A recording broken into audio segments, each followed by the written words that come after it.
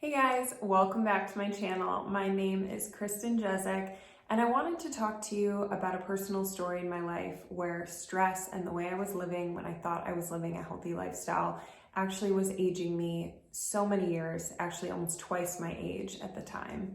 So 10 years ago, when I was 21 years old living in New York, I was acting and modeling, and I was living what I really thought was a healthy life. I was tracking all my food and eating things that I thought would keep me fit and thin, and exercising hours a day and walking everywhere in the city, and just really working hard to get my acting and modeling career going. So at one point, I was so proud of getting signed with this agency, and I got new headshots, and I was feeling like I was making progress. And I got an audition for a role for a woman who was in her late 30s, early 40s, and was the mom of teenagers.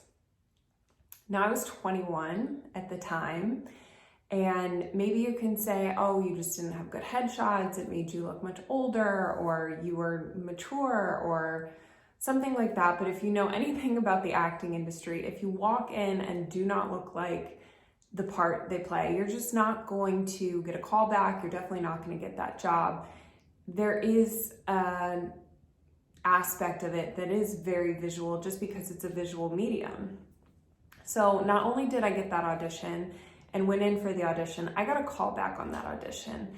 And I auditioned in front of the writers and producers and the much higher up people who also thought I would be right for this role.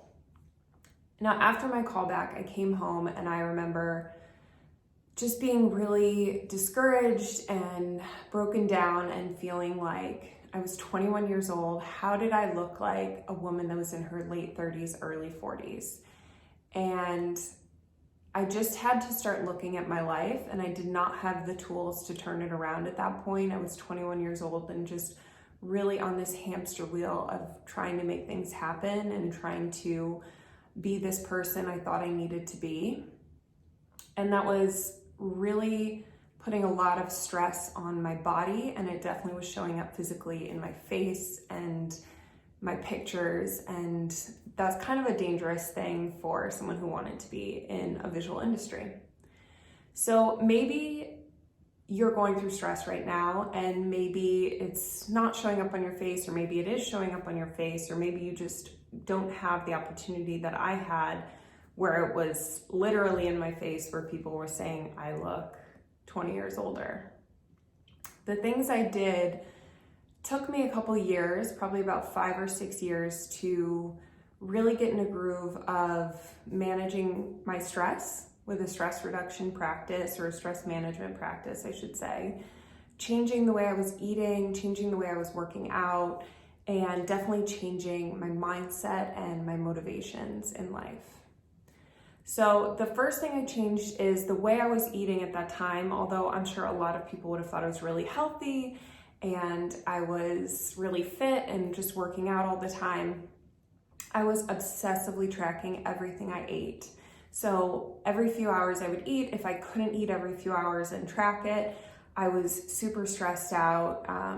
I would put even more stress on my body just needing to stick to this regimen and eating certain foods.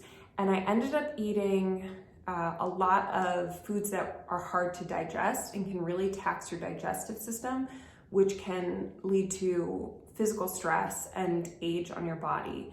So while it was keeping me thin and what I thought was really fit, it was really aging my body. So that was foods like animal proteins that just take a lot of work to digest, which can end up helping you lose weight, but it also can make your body very acidic and age you faster. And I was just that physical stress of needing to be perfect with what I was eating was actually causing a lot of stress on my body.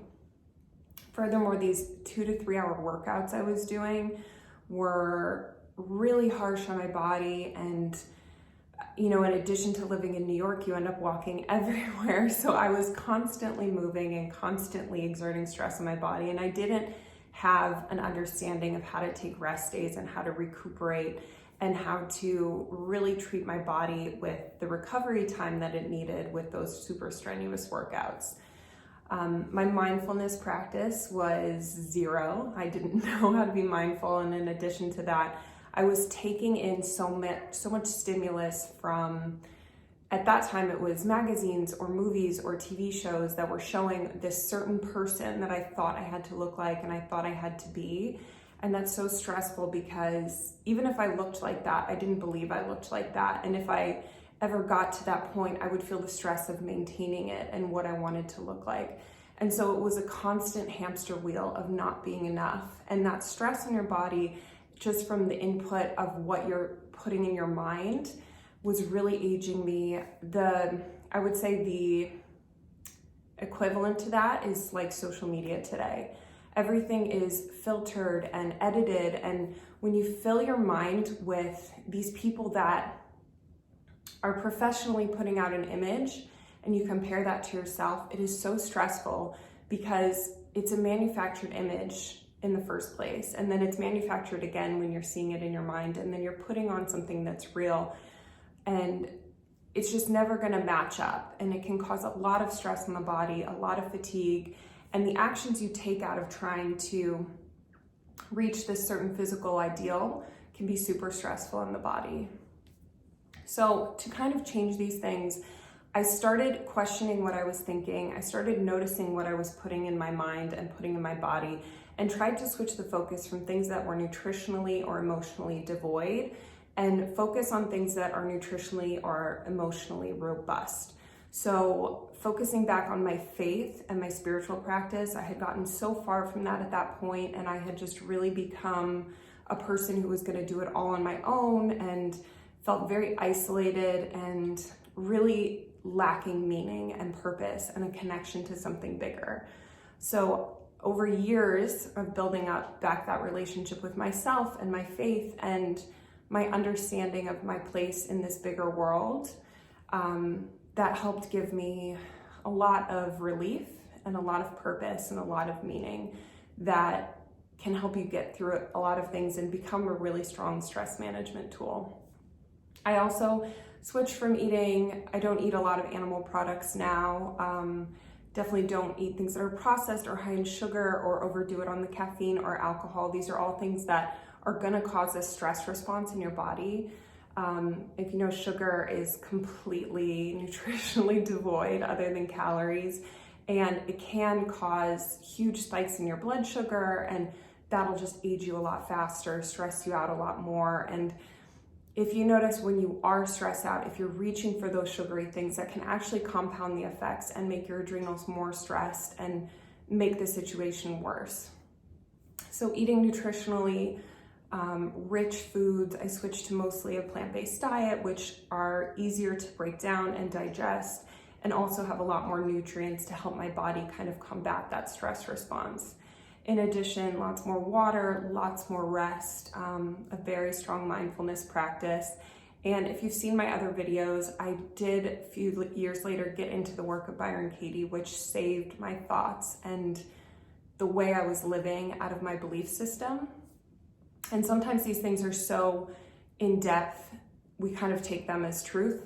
And I think it's really important that if a thought is causing you stress, or it's hurting you, or the way you're living out of a belief is negative, or you see it impacting your life negatively, it's so important to look at that. To me, that's an alarm, a wake up for you to look at that thought. And it might not be true for you, it might not be true at all. And just to explore what else might be true. Again, I have a lot of videos on the Work of Byron Katie, or if you have any questions, you can always ask me in the comments or reach out to me on Instagram at Kristen because I love sharing more about that. That really helped me a lot. But I went from, with these tools and practices and obviously a commitment to it, and I really believe if you make a commitment to wanting to change something, the opportunities start showing up and you start seeing more. It's just a mental mind shift of, I want to change this, I want a better life, and the tools and the people and the inspiration and the practices, they will come to you. I really believe that. And yeah, so I went from being 21 and getting a call back for a woman that should have been in her late 30s, early 40s, to when I was 26, 5 years later, getting and booking a commercial where I was supposed to be in college, which would be 5 or 6 years younger. So I kind of turned the clock back, I like to say 25 years, because I went from 20 years older to 5 years younger in a span of 5 years. I guess you could say it's 30 years because 5 years did pass.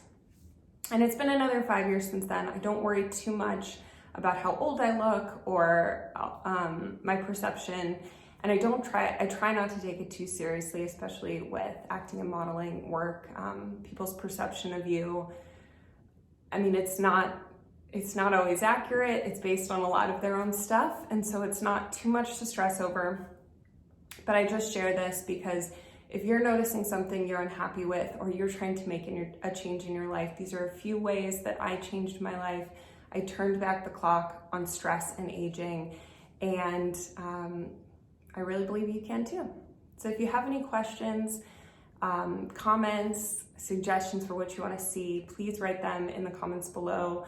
And it really helps my channel that you watch this long. Watching to the end really helps. And if you like, comment, and subscribe, that'll help me too. So hit the bell for notifications if you guys want to be notified anytime I post a new video. And I will see you soon.